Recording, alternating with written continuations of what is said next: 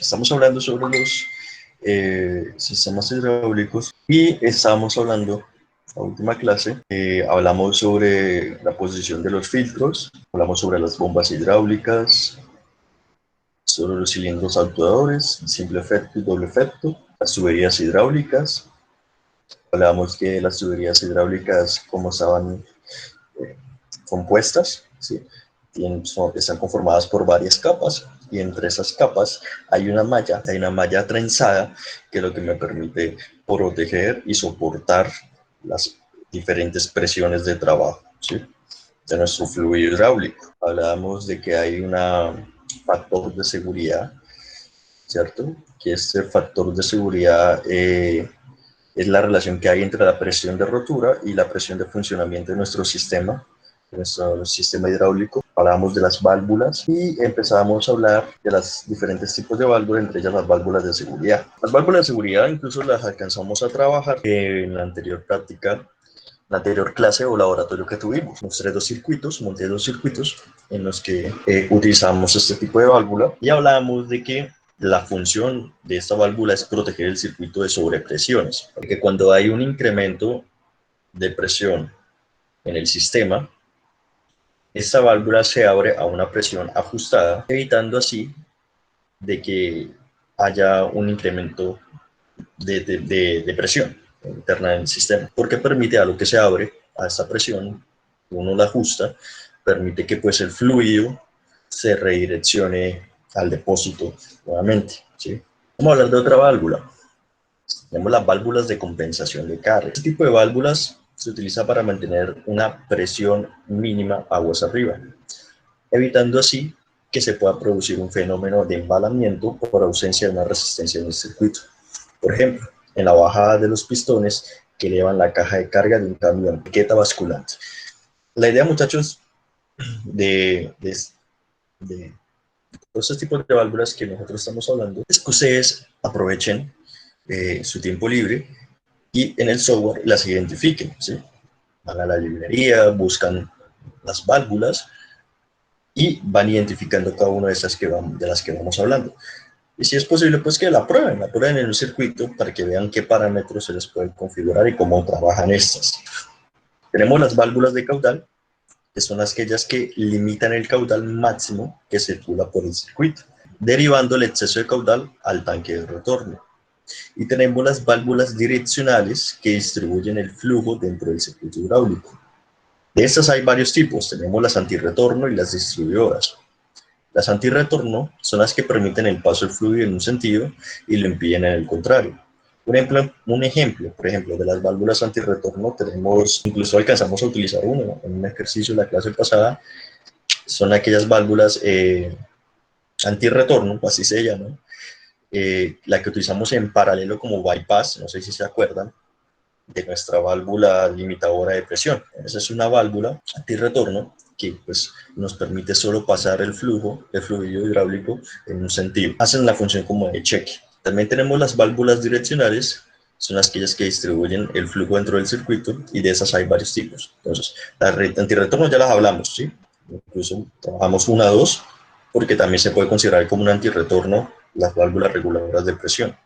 Y las válvulas distribuidoras son aquellas en las que también las trabajamos nosotros. Son aquellas que mediante una acción, ¿sí?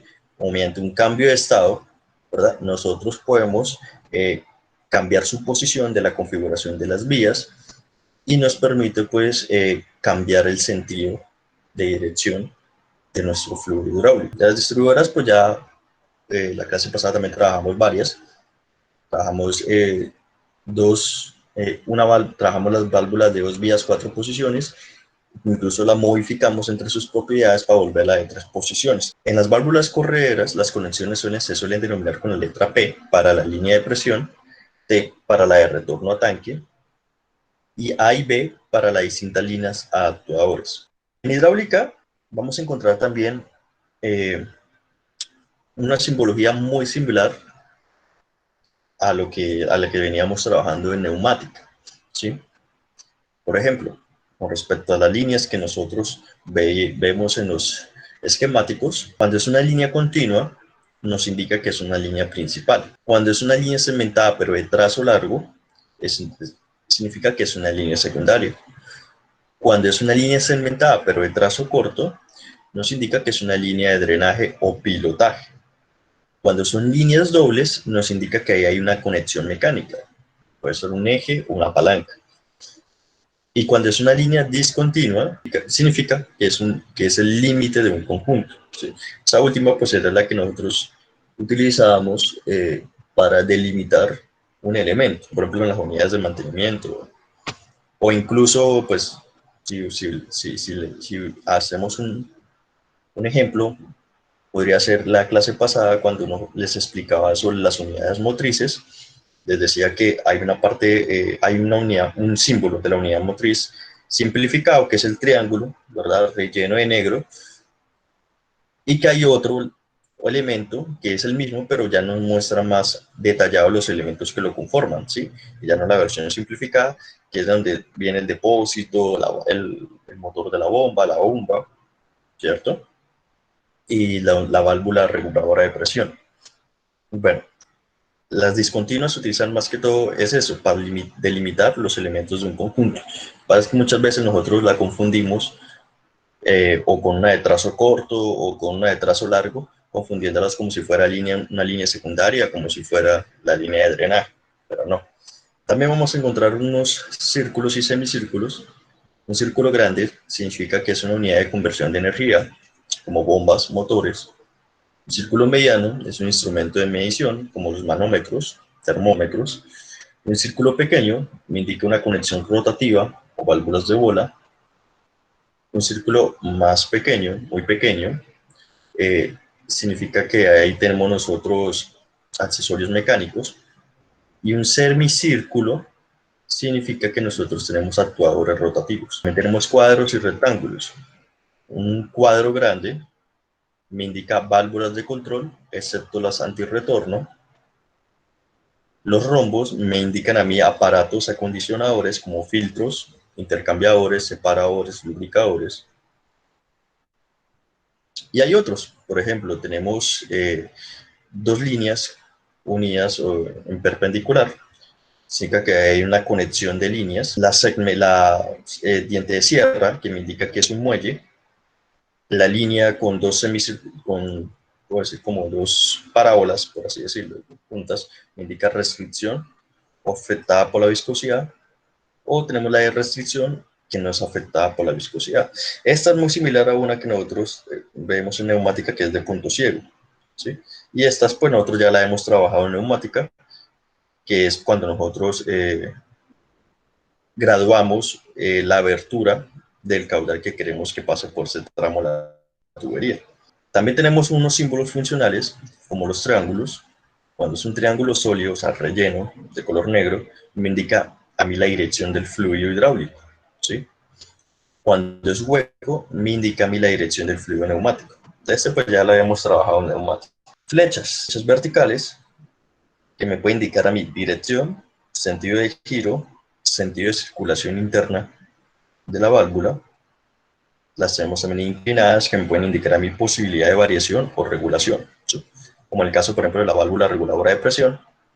Se dan cuenta que en el símbolo del muelle, ¿sí?, la diente de sierra, tenemos una flecha inclinada que pues me indica a mí que yo puedo graduar o calibrar o ajustar esta válvula la presión de trabajo, ¿sí?, por medio del muelle. Yo les he hablado a ustedes de incluso de esas válvulas. De hecho, les conté una experiencia de cómo se pueden calibrar, ¿sí? Bueno, más que todo en la parte neumática, pues, las he trabajado. Se utilizan, por ejemplo, mucho en procesos, en partes de procesos como, por ejemplo, las autoclaves, ¿verdad? Como allá trabajan con parámetros de temperatura y presión. Es muy importante instalar este tipo de válvulas para evitar las sobrepresiones. Entonces, son válvulas que se encuentran sobre pues, el autoclave y que están pues, calibradas o ajustadas a una presión determinada para que se abra, ¿sí? Les decía que pues, estas válvulas se pueden ajustar mediante ensayos de proceso en las que se ponen pues, a trabajar la autoclave y un operador, mediante una llave, puede ir ajustando o desajustando la tuerca de la válvula para que a determinada presión que ellos quieren que se abra, pues a medida que van soltando la tuerca, van venciendo la resistencia de oposición que ofrece el muelle de la válvula hasta que se abra, ¿sí? Cuando se abra, pues a esa determinada presión, esa válvula quedó ajustada o calibrada para que se abra. Entonces, se utiliza, pues, digamos, en estos tipos de procesos, cuando se están controlando, pues, la presión, y si se sabe que la presión nominal ya es una presión, pues, riesgosa, que no se debe superar en el sistema, entonces se ajusta la válvula de tal manera que si se alcanza esa presión, ella se abre y pues permite un desahogar o un alivio de esa presión, ¿sí? En caso pues, de que el sistema de control del sistema pues falle, es una válvula de seguridad que se pone. Bueno, tenemos elementos como las bombas de cilindrada fija, nos indica una o dos direcciones del fluido, ¿sí? Tenemos las bombas de cilindrada variable, también nos puede indicar una o dos direcciones del fluido. Cuando son dos direcciones del fluido, ¿qué significa esto? Pues que la bomba, que ese tipo de bombas se puede invertir, ¿sí? El ciclo de giro del motor, y pues con esto se invierte el sentido o la dirección de flujo del fluido. Tenemos el símbolo del compresor, que es similar al de la bomba cilindrada, solo que la flecha no es rellena, ¿sí? Es rellena de color negro, siempre en una sola dirección. Vamos a pasar a los de los cilindros. Pasé estas porque, bueno, son prácticamente similares, todas son con relación a bombas, motores y bombas motor. Ustedes pueden revisar con la presentación. Vamos a pasar a esta, la de los cilindros. Tenemos las de los cilindros de simple efecto, ustedes ya lo conocen también, ya hemos trabajado en neumática, ¿sí? El primero es sin un muelle, entonces tiene un retorno por un tipo de fuerza que no especifican. La de abajo tiene el retorno por muelle. Ya saben que es de simple efecto porque tiene una sola entrada u orificio, una sola vía, ¿verdad? Por donde entra el fluido, el aceite hidráulico, y en ausencia de este, pues vuelve el vástago y el émbolo a su posición inicial por medio del muelle. Tenemos los de doble efecto, que son dos vías, o sea, tienen dos vías o dos entradas, ¿verdad? Tenemos con un vástago y con doble vástago. Tenemos las diferenciales. Las diferenciales tienen dos orificios también, dos vías, y estas trabajan pues de acuerdo a una diferencia de presión que se establece internamente. Las tenemos con un amortiguador. Decíamos que el amortiguador nos permite a nosotros reducir las pérdidas que se debe pues de pronto a grandes torques o fuerzas de trabajo que se inyectan al cilindro, y pues para evitar el desgaste interno, ¿sí?, de la estructura del cuerpo interno de nuestro cilindro, pues vienen con un amortiguador, con el amortiguador, que incluso este amortiguador a veces hay de amortiguación fija como la hay de amortiguación regulable, ¿sí?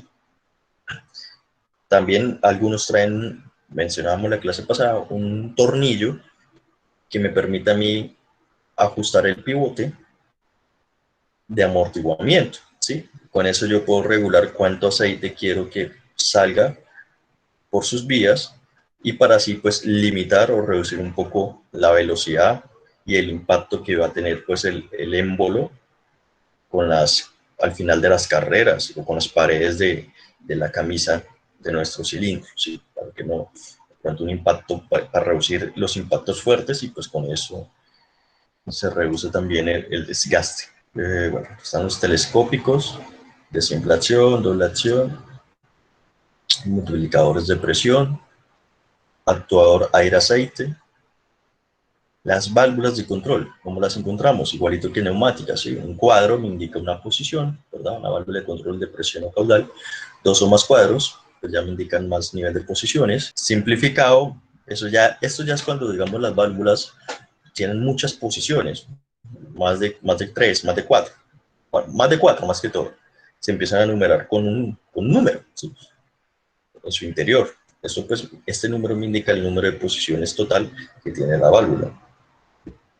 Pero este tipo de válvulas, más que todos, se utiliza no tiende a utilizarse porque es que no me entrega a mí una información detallada de las posiciones, la configuración de las vías ni nada. Solo me dice que tiene 6 posiciones en la válvula. Con las válvulas direccionales, tenemos las de un paso, las de 2 pasos, 2 vías cerradas, 2 pasos y una vía cerrada, 2 pasos interconectados, un paso en bypass y 2 vías cerradas. Incluso esta última nosotros la utilizamos, no sé si se acuerdan, que era cuando modificamos la válvula de 4 vías, 2 posiciones, la volvimos de 3 posiciones y en la posición del medio o posición inicial trabajamos esto. La tenemos con 2 vías y 2 posiciones por control manual, ¿sí? Aquí sería tipo pulsador, ¿verdad? 2 vías, 2 posiciones, retorno por muelle, accionamiento neumático o por presión, 3 vías y 2 posiciones accionadas por presión en ambos lados, 3 vías, 2 posiciones, retorno por muelle y este tiene accionamiento solenoide. Las tenemos también de 4 vías, 2 posiciones, pilotada por válvula de solenoide y retorno por muelle. De 5 vías, 2 posiciones, accionadas por accionamiento neumático, pilotada.